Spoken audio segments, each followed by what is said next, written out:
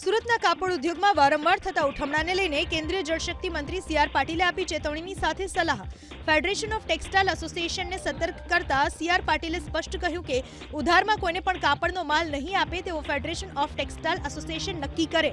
એટલું જ નહીં, સાથે એમ પણ જણાવ્યું કે જે વેપારીને કાપડની જરૂર છે તે લેશે જ, એટલે રોકડામાં જ કાપડનો માલ આપો, પછી જુઓ ટેક્સટાઇલ ઉદ્યોગને ચાર ચાંદ લાગી જશે. કાપડ ઉદ્યોગમાં કેટલાક લેભાગુ વેપારીઓ થોડા વધુ રૂપિયા આપવાની લાલચ આપીને કાપડનો મોટો જથ્થો ખરીદતા હોય છે.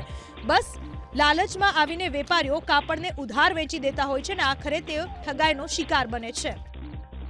किसी को कोई 1 महीने का उधारी चलता है आपका, तो आप 3 महीने का उधारी दे देते हो, क्या वो आपसे ही माल ले जाए?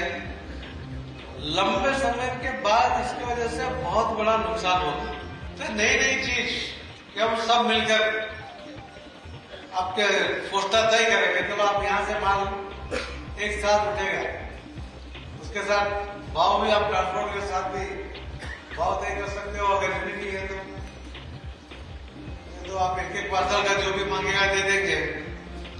तो यूनिटी के साथ आप अगर उसको मेजर करके उसको मैनेज करते हुए पूरे नई नई जो क्वालिटी बन रही है उसके लिए टेक्नोलॉजी का पूरा उपयोग करते हुए सिर्फ मशीनरी नहीं, सिर्फ डिजाइन नहीं, सिर्फ अकाउंट पे नहीं, हर जगह हम क्या कर सकते हैं उसके ऊपर सब साथ मिलकर अगर प्रस्ताव उसके अंदर सबको जोड़ेगा तो सूरत का भविष्य बिल्कुल ब्राइट और ज्यादा ब्राइट होगा.